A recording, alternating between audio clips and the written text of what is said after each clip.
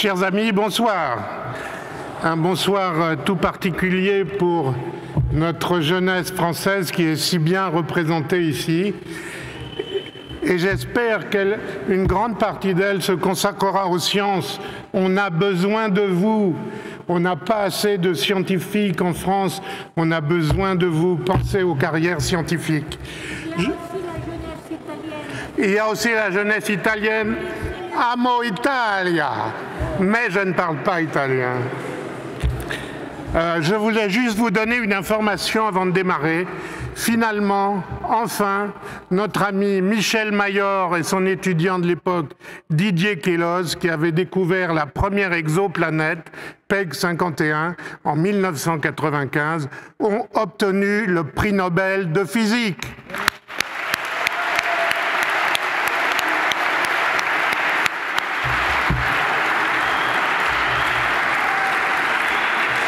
Il a été partagé aussi avec un cosmologiste bien connu, Jim Peebles, qui a beaucoup travaillé sur le Big Bang et sur l'histoire du Big Bang. Bon, chers amis, on va partir pour un long voyage. Alors, pas trop long. Ça va être dur. Donc on va essayer de voir ce qu'il faut pour retourner sur la Lune et peut-être explorer Mars.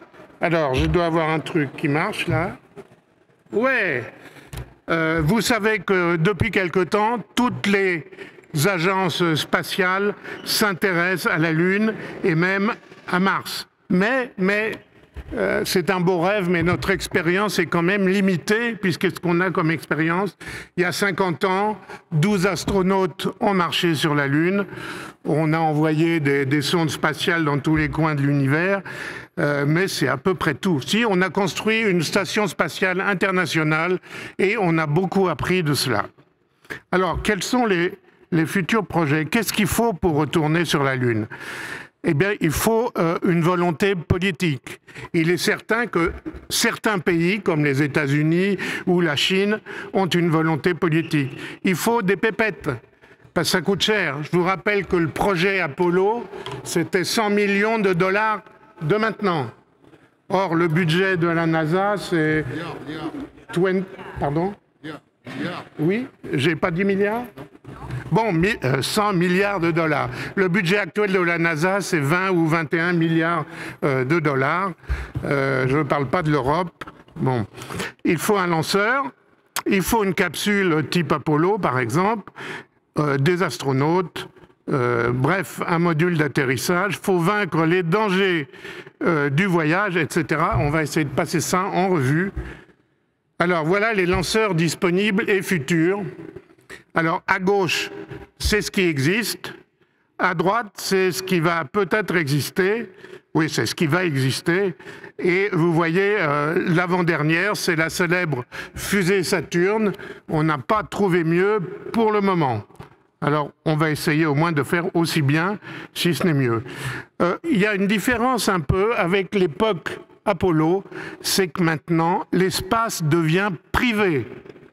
Il y a des sociétés privées comme SpaceX, comme Orbital, comme Blue Origin de Bezos, d'Amazon, etc., qui se sont lancées dans la course et qui participent avec nos amis de la NASA à cette course à la Lune et aux voyages lointains. Mais il n'y a pas que cela, il y a aussi les autres nations, l'Inde. C'est pas ridicule, vous savez que l'Inde a failli poser un atterrisseur et un rover sur la Lune. Il s'est fallu de très peu, à 2000 mètres du sol, ils ont perdu le contact. Elle ne s'est pas écrasée, mais on ne l'a pas encore trouvée, a priori, de sonde. Le Japon, la Chine, qui a un vrai programme, l'Europe, voilà. Alors la Chine, elle a un vrai programme spatial, très ambitieux. Pour eux, le budget, ça compte pas tellement. Hein. Il suffit de décider qu'on va le faire et on le fait. Ils ont toutes les fusées pour lancer tout ce qu'il faut vers la Lune. Et je pense que des astronautes chinois seront bientôt sur la Lune. Pour aller sur la Lune ou dans l'espace, il faut une capsule spatiale. Pour le moment, eh bien, on n'en avait pas. Alors, il y en a beaucoup en construction, dont la capsule Orion de nos amis de la NASA. Ça s'appelle donc Orion, c'est le successeur d'Apollo. Vous voyez sur la slide, j'ai mis Apollo et l'Orion, Orion à la même échelle. Je signale pour nos amis européens que la partie commande de module de cette capsule Orion est fabriquée par l'Agence spatiale européenne, basée sur les technologies de l'ATV. Alors, il n'y a pas que Orion de la NASA, il y a des capsules de SpaceX qui se sont amarrées à la station spatiale il y a quelque temps, que vous voyez là. Ce sont des vraies photos. La photo que vous voyez en bas, c'est une photo de l'amarrage de la capsule. Boeing aussi va le faire. Voilà. Il faut, pour aller sur la Lune, ça paraît idiot, mais il faut un module lunaire, hein, le remplaçant du fameux LEM, des missions Apollo. Alors, il y a des LEM en construction. Il y en a en construction par la NASA, par des sociétés privées comme Lockheed ou Blue Origin que vous voyez là. Alors, le concept, cette fois-ci, est un peu différent du profil Apollo. Les Américains ont eu l'extrême bonne idée de mettre en intermédiaire une mini-station spatiale autour de la Lune qu'on appelle Gateway. Moi, je n'ai pas trouvé de mot français pour remplacer ça. Si vous en avez un intelligent, il faudra me le dire. Alors, il serait à base de modules de la Station spatiale internationale. On a appris beaucoup de choses avec cette station. Et c'est donc une mini station internationale autour de la Lune. Et elle va servir en fait de point de départ et de point d'arrivée autour de la Lune. C'est-à-dire qu'on va envoyer des capsules vers le Gateway, hop, on va se poser, les astronautes, ils vont boire un petit coup, et puis ils vont monter dans le module lunaire qui va les descendre sur la surface lunaire, ils vont faire leurs petits travaux, ils reviennent au Gateway et ils repartent sur Terre. Voilà les phases que notre ami de la NASA nous a expliquées tout à l'heure. Donc on pense envoyer un Orion, une capsule Orion sans astronautes autour de la Lune dans les années 2020-2021. Bon, on verra si... Alors je vais un peu vous refroidir maintenant parce qu'il faut quand même parler des dangers des voyages spatiaux. Il y a les radiations qui ont des effets très nocifs sur le corps humain. Plus le voyage est long, eh bien, plus on aura ces radiations. Pour le moment, on ne sait pas s'en protéger. Concernant la Lune, le régolithe lunaire, c'est-à-dire la poussière lunaire, le sol lunaire, est très, très, très abrasif. Bon, il faudra trouver des réserves de nourriture, d'oxygène, d'eau. Alors ça, c'est facile parce que la Lune est pleine d'eau. Ah, vous criez pas? Ben oui, la Lune est pleine d'eau, il y en a plein au pôle. Bon, c'est pas de l'eau liquide, c'est de la glace, hein, alors il faudra le transformer. Est-ce que la Lune pourrait être un tremplin vers Mars? On se pose des questions. Alors, quand retournera-t-on sur la Lune? La NASA s'est fixé comme objectif 2024 et 2033 pour Mars. Est-ce réaliste? Alors, les autres dangers, je n'ai pas parlé du vide. On a des combinaisons protectrices, les scaphandres, qui datent de près de 50 ans. Il faudra un peu les remettre au goût du jour, les rendre peut-être plus pratiques, plus flexibles. Il faudra être capable de survivre aux variations de température, ça on sait faire. Le régolithe, comme je vous l'ai dit, les photos que vous voyez, c'est les photos microscopiques des particules lunaires qui sont très fines et qui ont l'extrême particularité de pénétrer jusqu'au fond de vos poumons et d'y rester. Alors, est-ce qu'on pourrait construire une base lunaire? Notre ami Bernard Foin nous en a parlé tout à l'heure. L'ESA et les Américains réfléchissent à construire une base permanente sur la Lune qui accepterait temporairement des astronautes, ou la situer probablement près du pôle sud, là où il y a de la glace pour faire de l'eau et de l'oxygène et de l'hydrogène. Voilà à quoi pourraient ressembler ces villages lunaires. Alors ces villages lunaires, bien entendu, devraient servir de protection contre les radiations. Parce que je vous ai parlé des radiations dans l'espace. Mais la Lune, c'est l'espace, hein, c'est le vide, il n'y a pas d'atmosphère. Hein. Donc nos amis ont pensé à utiliser le régolithe lunaire pour faire des briques qui vont coller sur ces modules gonflables. Et je crois que Bernard Foin nous a expliqué ça une des dernières fois qu'il est venu faire une conférence. Et c'est une technique tout à fait au point. Donc on pense que le régolithe lunaire pourra protéger nos astronautes. Vous voyez en haut à gauche la fabrication par un robot, un automate, qui vient à partir du régolithe construire la protection de ces bases lunaires.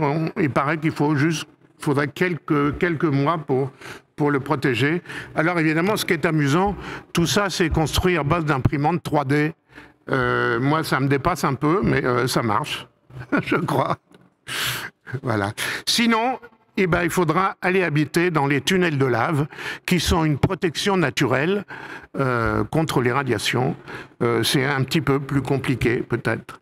Alors, quelles ressources sur la Lune ? Je regarde les gros yeux de Paola, non, ça va. De l'eau, il y a de la glace, donc on pourra avoir de l'eau.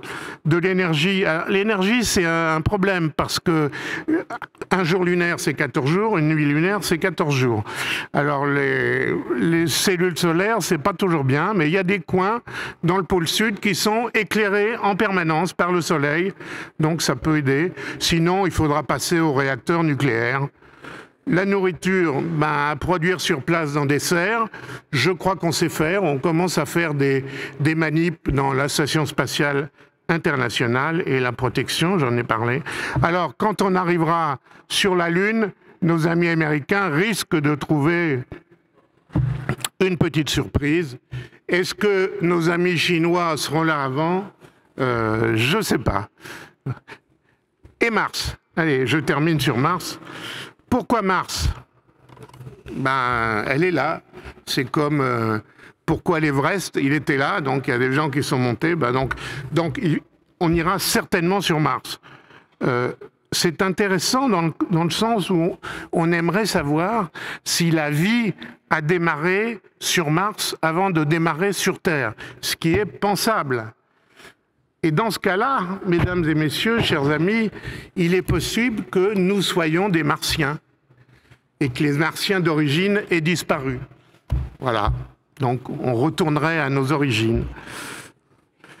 Alors, le voyage vers Mars est énormément compliqué. Je ne parle pas d'argent, le coût est énorme, mais la durée du voyage, au jour d'aujourd'hui, avec la technologie actuelle, c'est... Premièrement, on ne peut pas partir quand on veut. Il y a des fenêtres de tir tous les 2 ans à peu près. Le voyage aller, c'est 7 mois. Pour des questions de fenêtres de retour, il faut rester 18 mois et rester et retourner 7 mois pour le vol retour. Ça fait long. Pendant ce long voyage, évidemment, on n'est pas protégé des radiations.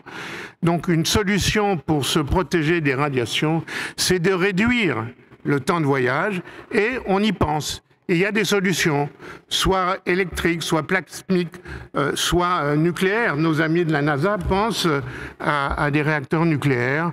Bon.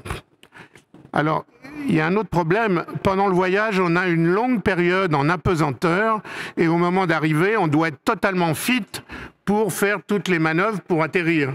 Or, je ne sais pas si vous avez déjà vu les astronautes qui sortent de la capsule Soyouz quand ils reviennent de l'ISS. Ils sont comme s'ils avaient bu 3 litres de Beaujolais. Hein. Ils sont complètement désaxés. Alors, il faudra trouver un truc pour l'apesanteur. Et puis, il faudra tout emmener avec soi.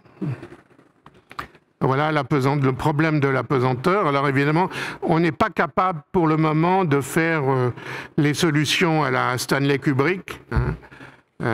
L'idéal, il faudrait quelque chose qui tourne et qui remplace la pesanteur. La durée du voyage, c'est les différentes technologies qu'on essaye d'améliorer pour pouvoir réduire le temps du voyage. On va y arriver. Mais si on va vers Mars, il faut quand même être certain, il faut tout emmener avec soi. Il faut même être certain au moment où on atterrit, qu'on atterrit près d'un habitat qui est capable de nous accueillir. Donc, il ne faut pas se poser trop loin. Hein. Donc, il y a toute une technologie à maîtriser. Bon, on va espérer que tout ça, ça va marcher. Est-ce une utopie ? Eh bien, ça restera sûrement encore un rêve lointain, mais certains rêves deviennent réalité. Merci. Parfait.